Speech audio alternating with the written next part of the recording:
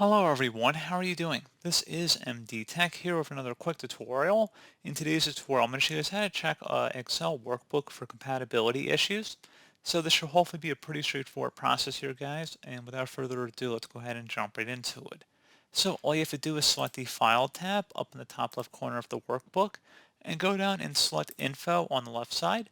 On the right side where it says Inspect Workbook, select the Check for Issues button.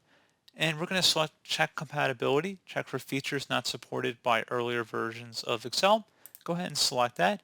And if there are any compatibility issues found, they would list them here and it would give you hopefully a resolution on how to resolve those problems or the extent of the issues, I should say. So pretty straightforward process here, guys. Do hope I was able to help you out and I do look forward to catching you all in the next tutorial. Goodbye.